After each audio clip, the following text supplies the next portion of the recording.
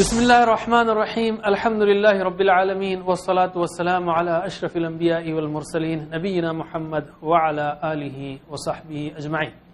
ناظرین السلام علیکم ورحمۃ اللہ وبرکاتہ۔ آؤ قرآن اور نماز سمجھیں، اس کے 11ویں سبق کے لیے میں آپ کو خوش آمدید کہتا ہوں۔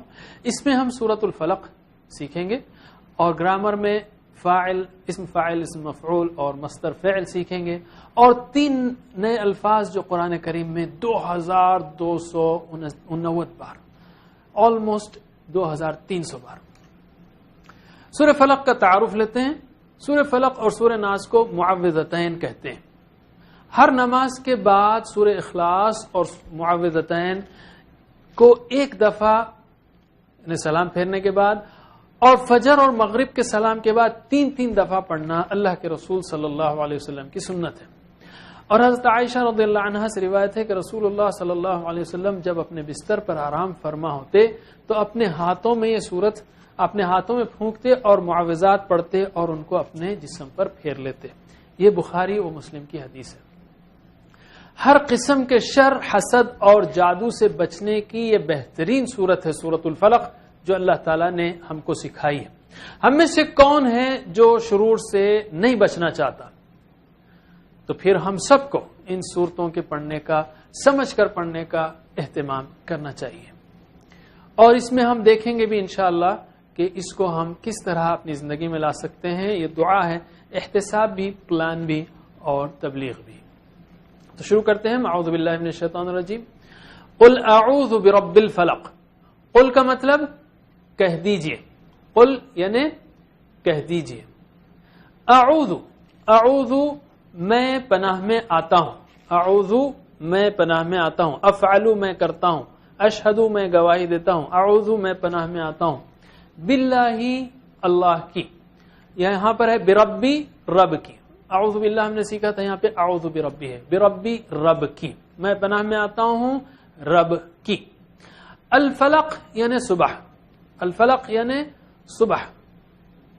قل اعوذ برب الفلق، کہہ دیجئے میں پناہ میں آتا ہوں صبح کے رب کی۔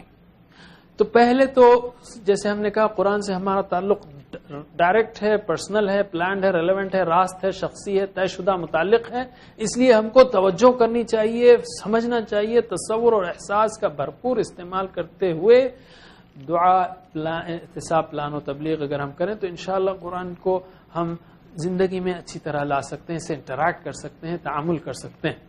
تو پہلے احساس کیجئے کہ بات کیا کی جا رہی ہے، تصور کیجئے۔ یاد رہے کہ انسان فتنوں میں، حملوں میں، دن رات کی آفات میں، شر پسند انسانوں میں، حاسدوں میں، وائرسوں میں گھرا ہوا ہے۔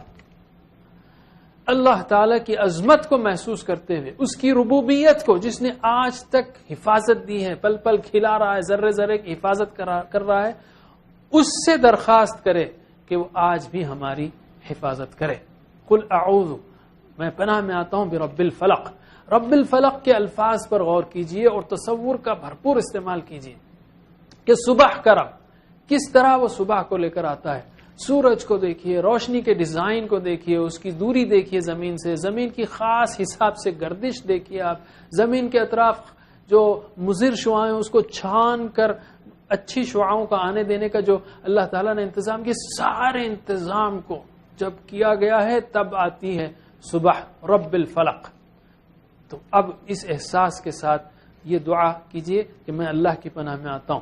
ترجمہ کیجئے، پریکٹس۔ قل اعوذ بربی الفلق، قل اعوذ برب الفلق۔ لفظی ترجمہ اور رواں ترجمہ، یہ پریکٹس آپ بار بار کر سکتے ہیں۔ ہم ذرا آگے چلتے ہیں۔ من شر ما خلق، من یعنی سے، اعوذ باللہ من الشیطان الرجیم، میں پناہ میں آتا ہوں اللہ کی شیطان سے، من الشیطان، من یعنی سے، من شر، شر سے، من شر، شر سے، اس میں من شر بہت ہے یعنی لفظ، تو من کا مطلب یاد رکھ لیجئے، من کا مطلب سے، جیسے اعوذ باللہ من الشیطان الرجیم، ٹھیک ہے، من کا مطلب سے۔ اور من، بائی دا وے من اور من میں فرق یاد رکھیے، من اور من بہت بڑا فرق ہے۔ من کا مطلب ہے کون، اور اس کو یاد رکھنے کے لیے یاد رکھیے قبر کا پہلا سوال کیا ہے، من ربک کا، کون ہے تیرا رب. اور من بھی بڑا دلچسپ لفظ ہے. من شروع میں آئے تو اس کا مطلب ہے کون, ہو. جیسے انگلش ہے, انگلش میں ہو پہلے آئے تو ہم کہتے ہیں کون, ہو آر یو, آپ کون ہیں. بیچ میں آئے تو اس کا مطلب ہوگا جو. I am the one who met you yesterday, میں وہ ہوں جو آپ سے ملا تھا. تو اسی طرح عربی میں بھی من شروع میں آئے تو کون ہے, من رب کا, اور بیچ میں آئے تو جو ہے. خیرکم من تعلم القرآن, تم میں سے بہترین وہ ہے جو سیکھے قرآن کو اور سکھائے اس کو. من شر, شر کے دو معنی ہیں, برائی اور تکلیف. تکلیف جو پہنچ سکتی ہے, درد ہے, یہ بھی شر ہے, اور برائی یہ بھی شر ہے. اور اردو کے کئی الفاظ ہیں اسی سے ملتے جلتے, شر پسند, شر انگیز, شرارت, شریر. من شر, شر سے. ما یعنی جو. ما لفظ جو قرآن میں 2155 بار آیا ہے, بہت ہی قیمتی ہے, اور اس کے اور بھی معنی ہیں جو ہم دیکھیں گے ابھی.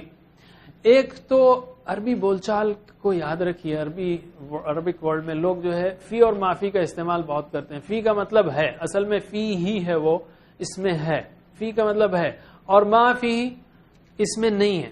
ٹھیک ہے, معافی, فی معافی چلتا ہے یہاں پر, معافی یعنی نہیں ہے. تو ما کا مطلب ایک معنی ہے نہیں, ما یعنی نہیں. دوسرا معنی جو ہے اس سے یاد رکھیے کہ قبر کا دوسرا سوال کیا ہے, ما دینک, کیا ہے تیرا دین. تو معنی ایک ماں کا جو ہے معافی, نہیں, ماں یعنی نہیں, یہ ایک معنی ہوا. اور دوسرا معنی ہے کیا, واٹ. دوسرا معنی ہے واٹ. اور انگلش کے جیسا واٹ ہے, جیسا ہو شروع میں آئے تو کون, بیچ میں آئے تو جو ہے, ویسے ہی واٹ شروع میں آئے تو کیا ہے, بیچ میں آئے تو جو ہے. شروع میں آئے ما دینو, کیا ہے تمہارا دین, اور بیچ میں آئے جیسے اردو میں ما تحت, جو نیچے ہے. ما تحت یعنی جو نیچے ہے. تو شروع میں آئے تو کیا, بیچ میں آئے تو اس طرح ما کے 3 معنی ہوئے, نہیں, کیا, جو. 2155 بار قرآن میں نہیں, کیا اور جو. خلقہ, اس نے پیدا کیا. ما خلقہ, جو اس نے پیدا کیا. شر سے اس کے جو اس نے پیدا کیا. ترجمہ اس کا ایسا ہوگا, من شر, شر سے, ما اس کے جو خلقہ پیدا کیا, یعنی مخلوق کے شر سے. شر سے ان چیزوں کے جو اس نے پیدا کیا, یعنی مخلوق کے شر سے. یاد رکھیے اللہ تعالیٰ نے مثلا انسانوں کو اچھے کاموں کے لیے پیدا کیا, مگر بعض انسان شر پھیلاتے ہیں, ان سے آپ کو تکلیف پہنچتی ہے.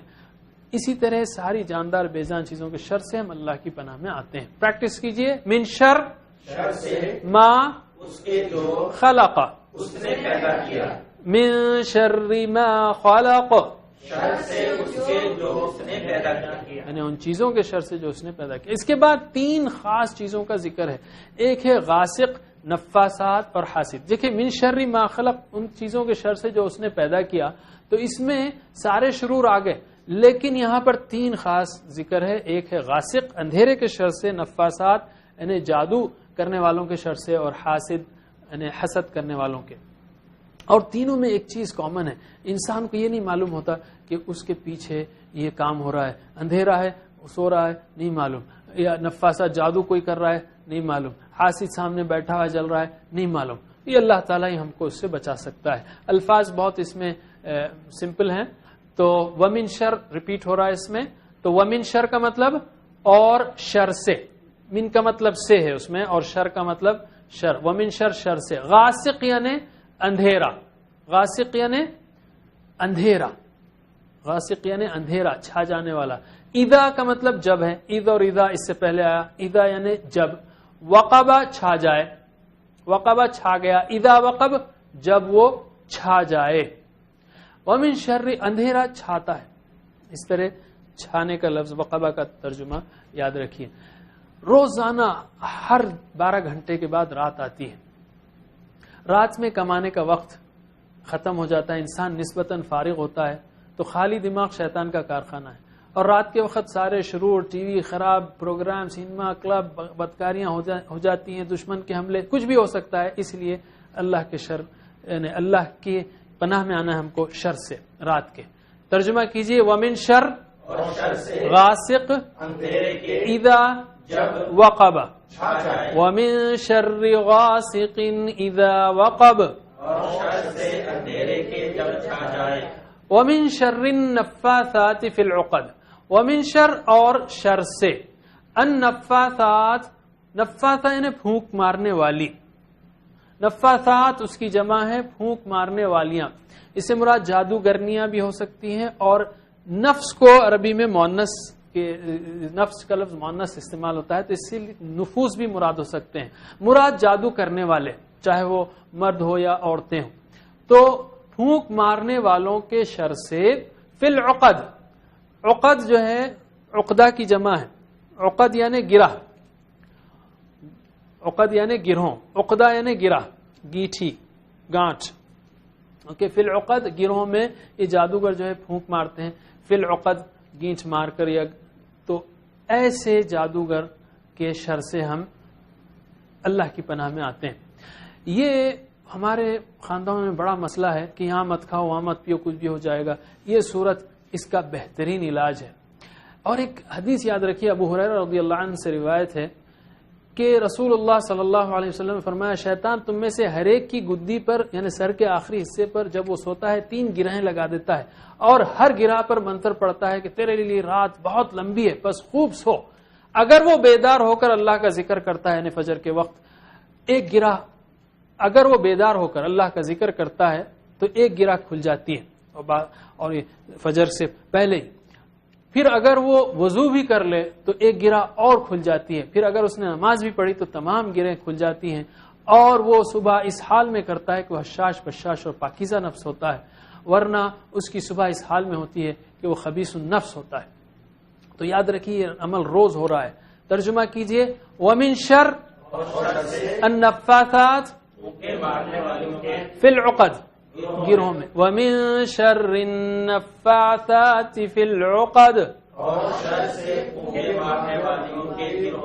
ومن شر حاسد اذا حسد، ومن شر اور شر سے، حاسد حسد کرنے والے کے۔ حسد کیا ہے؟ کوئی شخص یہ چاہے کہ جو فضل دوسرے کو ملا ہے وہ اس سے چھن جائے اور مجھے مل جائے، یا کم از کم اس سے چھن جائے، اور رشک یہ ہے کہ مجھے بھی مل جائے، دوسرے کو ملا ہے ٹھیک ہے، رشک جائز ہے، حسد حرام ہے۔